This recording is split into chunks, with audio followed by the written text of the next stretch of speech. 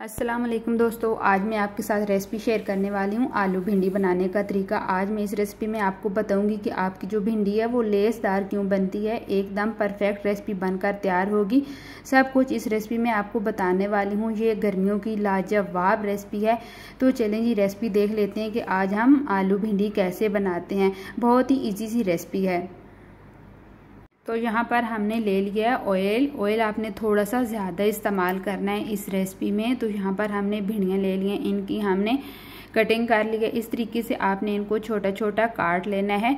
जब थोड़ा सा ऑयल गर्म हो जाएगा तो गर्म ऑयल में आपने भिंडियों को डाल देना है। गर्म ऑयल से हमें ये फ़ायदा होगा, जो इसमें एक लेस सी बनती है, जब हम इनको बनाते हैं तो इनमें एक तार सी आ जाती है, वो गर्म ऑयल में डालने से इसकी लेस ख़त्म हो जाएगी। ये देखें कितनी अच्छी ये फ्राई हो रही है। इनका कलर देखें माशाल्लाह अल्हम्दुलिल्लाह एकदम ज़बरदस्त लग रहा है। हमने भिंडियों को इतना फ्राई करना है, ये जो हमने इनकी कटिंग की हुई है दोनों साइड से जिधर से बीज बाहर निकलता है, ये जब तक श्लिंग ना हो जाए तब तक हमने इनको अच्छी तरीके से फ्राई कर लेना है। और ये देखें थोड़ा सा गोल्डन सा हो गया। अब हमने इनको बाहर निकाल लेना है। जब हम इनको आलू में डालेंगे तो इससे ये फ़ायदा होगा कि इनका जो बीज है वो बाहर नहीं आएगा। और ये देखें बिल्कुल ये खिली खिली सी आपको नज़र आ रही है। ये बिल्कुल भी एक दूसरे के साथ चिपकी हुई नहीं है। ये इसलिए चिपकी हुई नहीं है क्योंकि हमने इनको गर्म ऑयल में डालकर फ्राई किया था। जब आप ठंडे ऑयल में डालेंगे तो बहुत ज़्यादा इनमें लेस बनेगी।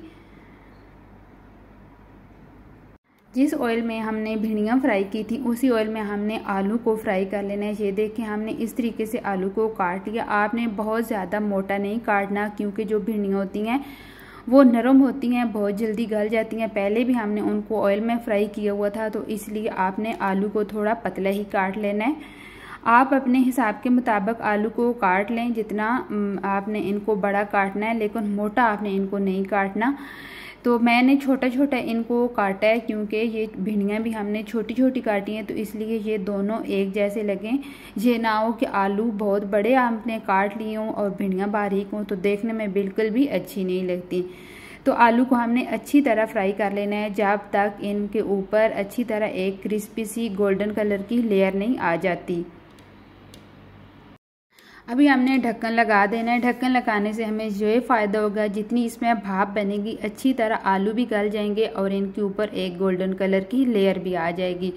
तो अभी हमने आलू को बाहर निकाल लेना है। ये देखिए करीब करके मैं आपको दिखा रही हूँ कितने अच्छे ये फ्राई हो गए हैं। जब आप आलू भिंडी मेरे तरीके से बनाएंगे तो इंशाल्लाह आपकी जो रेसिपी है कभी भी ख़राब नहीं होगी। एकदम परफेक्ट इसका जायका आपको आएगा।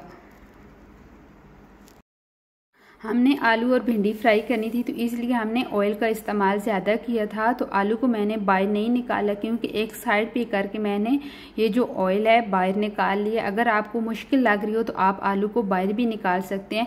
तो यहाँ पर मैंने एक बड़ी साइज़ का टमाटर ऐड कर दिया। अच्छी तरह इसको हम फ्राई कर लेंगे। जो हमने टमाटर डाला है, टमाटर में काफ़ी हद तक पानी होता है। ये टमाटर के पानी से भी ये जो आलू थोड़े बहुत रह गए हैं सख्त हैं, वो भी इसके साथ गल जाएंगे।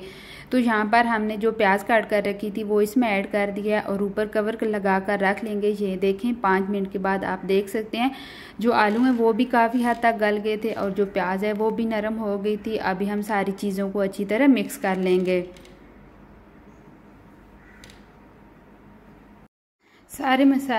जब हम अच्छी तरह मिक्स कर लेंगे तो उसके बाद हमने सारे जो मसाले हैं वो ऐड कर देने हैं। तो मैं आपको दिखाना भूल गई थी। ये देखें काफ़ी हद तक जो आलू हैं वो गल गए हैं। तो मसाले जो हैं वो मैं आपको दिखाना भूल गई थी क्योंकि कैमरा ऑन करना मैं भूल गई थी। तो जो मसाले मैंने ऐड किए थे वो मैं आपको बता देती हूँ।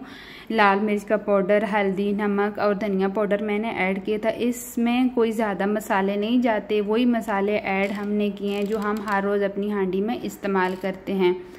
अच्छी तरह मसालों को भून लेने के बाद जब इनमें से ऑयल थोड़ा सा सेपरेट हो जाएगा तो जो हमने फ्राई करके भिंडी रखी थी वो इसमें ऐड करेंगे। भिंडी को भी हमने सारी चीज़ों के साथ अच्छी तरह मिक्स कर लेना है। अभी हम थोड़ा सा पानी डालेंगे ताकि सारी चीज़ें अच्छी तरह आपस में मिक्स हो जाएं, बिल्कुल अलग अलग नज़र ना आए। जो आलू थोड़े से रह गए हैं वो भी अच्छी तरह गल जाएं। अभी हमने इसको कवर करके रख देना है।